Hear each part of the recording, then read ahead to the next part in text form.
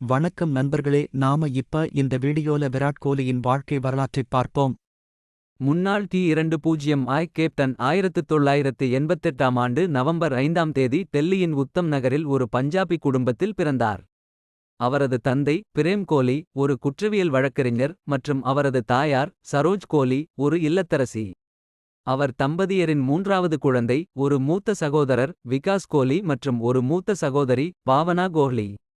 விராட் தனது குழந்தை பருவத்தின் பெரும்பகுதியை டெல்லியில் கழித்தார் மற்றும் தேசிய தலைநகரில் தனது பயிற்சியையும் பெற்றார். இந்த பயிற்சி, கடின உழைப்பு மற்றும் விடாமுயற்சி ஆகியவையே அவரை வெற்றியின் உச்சத்திற்கு கொண்டு சென்றது. உங்களுக்கு பிடித்த இந்திய பேட்ஸ்மேனான விராட் கோலியின் கல்வியில் நீங்கள் ஆர்வமாக இருக்க வேண்டும் என்பதை நாங்கள் அறிவோம். எனவே இதோ அவரது குடும்பத்தினர் அவரை கிரிக்கெட் விளையாடுவதை ஒருபோதும் ஊக்கப்படுத்தவில்லை என்றாலும் அவர் சரியான கல்வியைப் பெறுவதில் அவர்கள் ஆர்வமாக இருந்தனர் என்று கோஹ்லி குறிப்பிட்ட பல நிகழ்வுகள் உள்ளன. ஆனால் ஐயோ, விதி என்பது ஒரு நிலையற்ற விஷயம்.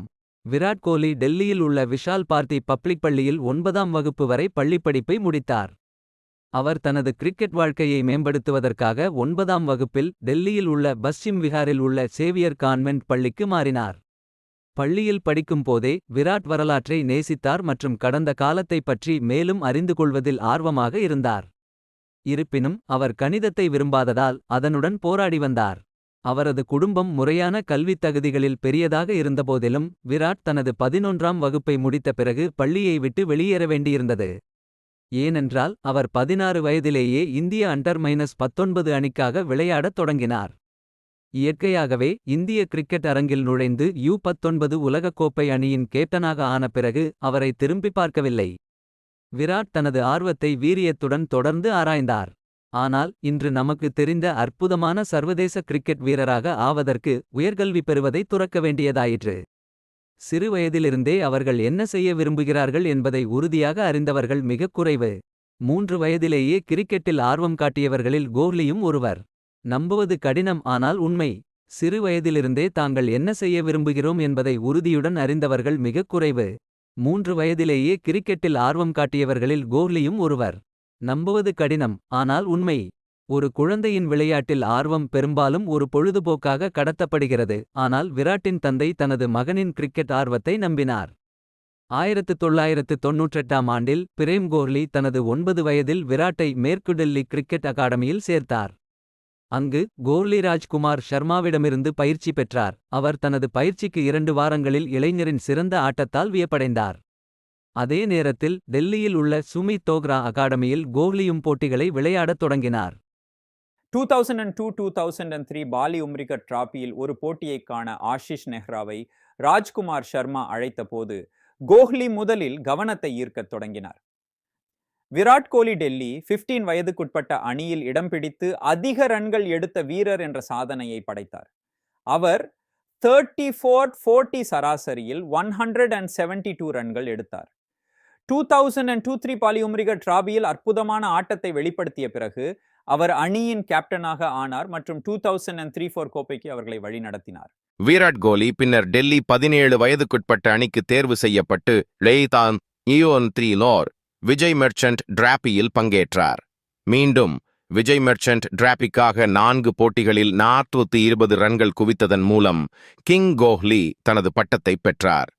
அவர் அடுத்த சீசனில் தொடர்ந்து சிறப்பாக செயல்பட்டார், மேலும் 2005 விஜய் மெர்ச்சன்ட் டிராபியை டெல்லி 17 வயதுக்குட்பட்ட அணியை வெல்ல உதவினார். 2006 வாக்கில் கோஹ்லி டெல்லி அணிக்காக அறிமுகமானார் மற்றும் ரஞ்சி டிராபியில் தமிழ்நாடு அணிக்கு எதிராக தனது முதல் லிஸ்ட் ஏ போட்டியில் விளையாடத் தயாராக இருந்தார். அந்த போட்டியில் அவர் அந்த அளவு கோல் அடிக்கவில்லை என்றாலும் கணிசமான நம்பிக்கையை வெளிப்படுத்தினார். துரதிர்ஷ்டவசமாக ரஞ்சி டிராபியின் நடுவில் டிசம்பர் 2006 மாரடைப்பால் தனது தந்தையை இழந்தபோது அவர் தனிப்பட்ட முறையில் பின்னடைவை சந்தித்தார். இருப்பினும் இந்திய பேட்ஸ்மேன் இதை அவரது பாதையில் இருந்து தடுக்க விடவில்லை. அதற்கு பதிலாக அவர் தனது செயல்திறனுக்காக அதை பயன்படுத்தினார். அவரது தந்தையின் மறைவுக்கு ஒரு நாள் கழித்து கோஹ்லி கர்நாடகாவுக்கு எதிராக ரஞ்சி போட்டியில் 90 ரன்கள் எடுத்தார். நாடு முழுவதும் எண்ணற்றவர்களுக்கு உத்வேகமாக வரலாற்றில் குறிப்பிடப்பட்ட ஒரு போட்டி. மோசமான தனிப்பட்ட இழப்பை எதிர்கொண்டாலும் கிரிக்கெட் வீரர் தனது இலக்குகளிலிருந்து எப்படி விலகவில்லை என்பதற்கு இது ஒரு சான்றாகும். கோஹ்லியின் தொடர்ச்சியான சிறப்பான ஆட்டத்தால் 2000ஆம் ஆண்டு இங்கிலாந்து சுற்றுப்பயணத்திற்கான இந்திய 19 வயதுக்குட்பட்ட அணியில் இடம் கிடைத்தது. விராட் கோலி 19 வயதுக்குட்பட்டோருக்கான இந்திய அணியில் சிறப்பாக விளையாடி 2007ஆம் ஆண்டு டி அரங்கில் அறிமுகமானார். இது ஒரு சர்வதேச கிரிக்கெட் வாழ்க்கையின் தொடக்கமாகும். இது ஆயிரக்கணக்கான கிரிக்கெட் ஆர்வலர்களை ஊக்குவிக்கும் மற்றும் எண்ணற்ற கிரிக்கெட் ரசிகர்களின் பசியை பூர்த்தி செய்யும். 2008ஆம் ஆண்டு ஐடியா கோப்பையில் இலங்கைக்கு எதிரான ஒரு நாள் சர்வதேச போட்டியில் காயமடைந்த சச்சின் டெண்டுல்கர் மற்றும் வீரேந்திர சேவாக் ஆகியோருக்கு பதிலாக அவர் அறிமுகமானார். முதல் போட்டியில் அவர் 12 ரன்கள் மட்டுமே எடுத்த நிலையில் இரண்டாவது போட்டியில் அவரது முக்கியமான 37 ரன்கள் இந்தியாவை வென்று தொடரை சமன் செய்ய உதவியது. விராட் தனது முதல் அரை சதத்தை 4வது போட்டியில் அடித்தார். இது இலங்கைக்கு எதிரான இந்தியாவின் தொடர் வெற்றிக்கு பங்களித்தது. இது இலங்கைக்கு எதிரான இந்தியாவின் முதல் வெற்றியை குறிக்கிறது. ஜனவரி 2009இல் இலங்கையில் 5வது ஒருநாள் தொடருக்கான அணியில் இருந்து விராட் கோலி நீக்கப்பட்டார். இலங்கை இருப்பினும் யுவராஜ் சிங்கின் காயம் காரணமாக அவர் 2009 ஐசிசி சாம்பியன்ஸ் டிராபியில் விளையாடினார். விராட் தனது முதல் ஓடிஐ சதத்தை டிசம்பர் 2009இல் 4வது ஓடிஐயின் போது அடித்தார்.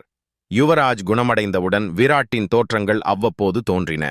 ஜனவரி 2010இல் சச்சின் டெண்டுல்கருக்கு ஓய்வு அளிக்கப்பட்டது. அதனால் அவருக்கு பதிலாக கோஹ்லி சேர்க்கப்பட்டார். அவர் வங்கதேசத்தில் 5 போட்டிகளிலும் விளையாடினார். ஜனவரி 7, 2010 அன்று பங்களாதேஷுக்கு எதிரான போட்டியில் விராட் 91 ரன்கள் எடுத்தார். மேலும் அவர் ஆட்டமிழக்காமல் 71 ரன்களை எடுத்தார் மற்றும் போனஸ் புள்ளியை பெற இந்தியாவின் வெற்றிக்கு வழிவகுத்தார். அடுத்த நாளே அவர் தனது 80வது ஒருநாள் சதத்தை அடித்தார். சச்சின் டெண்டுல்கர் மற்றும் சுரேஷ் ரெய்னாவின் வழிகளை பின்பற்றி அவர்களின் 22வது பிறந்த நாளுக்கு முன் 2 ஓடிஐ சதங்களை அடித்த 3வது இந்திய பேட்ஸ்மேன் ஆனார். விராட் கோஹ்லி இலங்கை மற்றும் ஜிம்பாப்வேக்கு எதிரான ஜிம்பாப்வேயில் நடந்த போட்டிகளுக்கு துணைத் தலைவராக ஆனார்.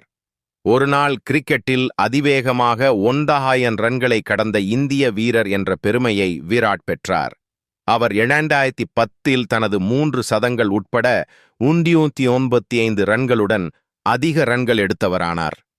2011 உலகக் கோப்பையில் சுரேஷ் ரெய்னாவை விட விராட் கோலிக்கு முன்னுரிமை அளிக்கப்பட்டது.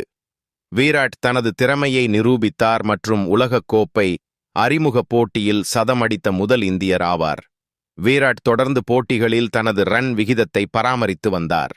அவர் 9 இன்னிங்ஸ்களில் 35 சராசரியுடன் 782 ரன்கள் எடுத்தார். விராட் கோலியின் முதல் டெஸ்ட் அறிமுகம் மேற்கிந்திய தீவுகளில் அவருக்கு சற்று கடினமாக இருந்தது. ஜூன் மற்றும் ஜூலை 2011இல் அனுபவமற்ற வீரர்களுடன் டெஸ்ட் அணியில் தேர்வு செய்யப்பட்டார். விராட் 5 இன்னிங்ஸ்களில் 76 ரன்கள் மட்டுமே எடுத்தார். விராட் அடுத்த 4 போட்டிகளுக்கான டெஸ்ட் அணியில் இருந்து நீக்கப்பட்டார். ஆனால் பின்னர் யுவராஜ் காயம் காரணமாக அவர் திரும்ப அழைக்கப்பட்டார். அக்டோபர் 2011இல் இங்கிலாந்துக்கு எதிராக இந்தியா வெற்றி பெற்றது மற்றும் விராட் கோலி 5 போட்டிகளிலும் மொத்தம் 770 ரன்கள் எடுத்தார்.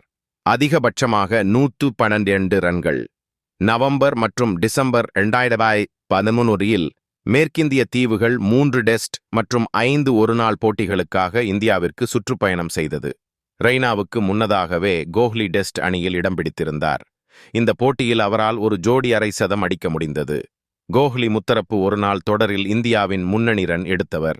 இந்தியா இறுதிப் போட்டிக்கு முன்னேறவில்லை என்றாலும் கோஹ்லி 133 ரன்கள் எடுத்தார். அந்த போட்டியில் அவரது முயற்சிக்காக அவர் ஆட்ட நாயகனாக தேர்வு செய்யப்பட்டார்.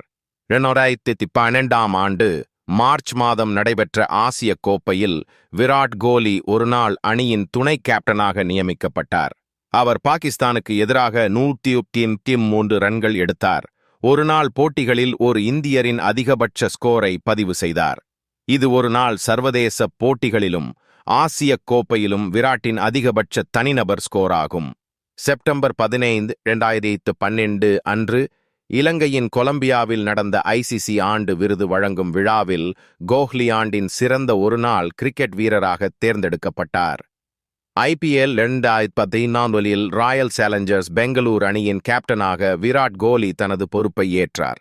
அணியில் அசாதாரணமான ஆட்டங்கள் உள்ளன. விராட்டுடன் சேர்ந்து கிறிஸ் கெயில் மற்றும் திலகரத்ன தில்ஷன் போன்ற அவருக்கு ஆதரவளிக்க வேண்டும். கொல்கத்தா நைட் ரைடர்ஸ் அணிக்கு எதிரான போட்டியில் கொல்கத்தா நைட் ரைடர்ஸ் அணியின் கேப்டன் கம்பீர் மற்றும் விராட் கோலி இடையே வாக்குவாதம் ஏற்பட்டது. போட்டியின் போது இருவரும் களத்தில் அசிங்கமான தகராறில் ஈடுபட்டனர். இருவருமே டெல்லி பகுதியைச் சேர்ந்தவர்கள் என்பதுதான் உண்மை. இருவரும் IPL தவிர அனைத்து போட்டிகளிலும் ஒரே அணிக்காக விளையாடுகிறார்கள். கோஹ்லி ஆட்டமிழந்ததும் கம்பீரை நோக்கி நடந்து சென்று கம்பீரை கோபித்துக்கொண்டு அவரை நோக்கி நடந்த ஒரு கருத்தை தெரிவித்தார். பின்னர் சர்ச்சை வளரத் தொடங்கியதை அடுத்து டெல்லியைச் சேர்ந்த மற்றொரு சக வீரர் அவர்களை அமைதிப்படுத்தினார். இன்றும் விராட் கோலியின் அனைத்து இந்திய மக்களின் மனதில் உள்ளார். நன்றி.